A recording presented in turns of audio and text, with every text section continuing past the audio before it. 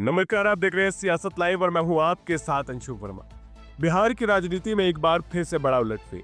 Bhojpuri superstar और power star Pawan Singh की BJP में धमाकेदार वापसी हो चुकी है। उपेंद्र कुशवाहा ने सुलह और अमित शाह की नई चुनावी रणनीति ने शाहबाद की सियासत में नई समीकरण खड़ा कर दिया है।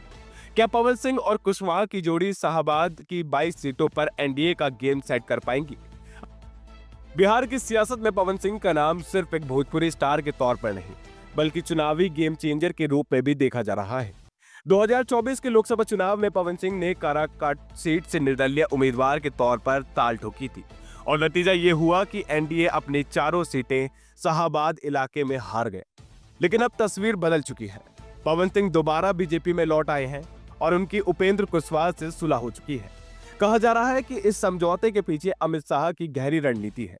दरअसल शाहबाद की 22 विधानसभा सीटें बीजेपी के लिए हमेशा सिरदर्द रही हैं और 2015 के विधानसभा चुनाव में एनडीए को यहां सिर्फ 6 सीटें मिली थी, जबकि 2020 में यह आंकड़ा घटकर सिर्फ 2 रह गया।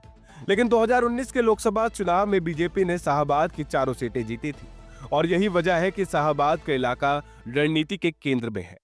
शाहबाद की सियासत को समझना आसान नहीं। यह जातीय समीकरण के साथ साथ भोजपुरी कनेक्शन भी गहरी भूमिका निभाता है।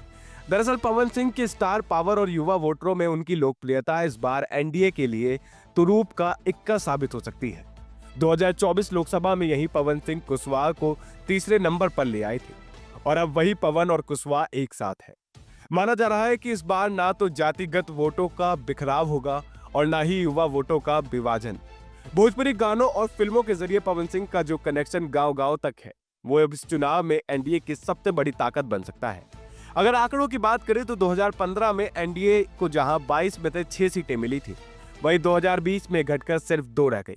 2024 के उपचुनाव में तरारी और रामगढ़ जीतकर बीजेपी ने जरूर वापसी का संकेत दिया, लेकिन उसी साल लोकसभा में चारों सीट हाथ से निकल गई। अब पवन सिंह और उपेंद्र कुशवाहा की जोड़ी पर दांव खेलते दिख रहे हैं और माना जा रहा है कि शाहबाद की 22 सीटों पर बीजेपी और एनडीए का प्रदर्शन इस बार पिछले चुनाव से बेहतर हो सकता है।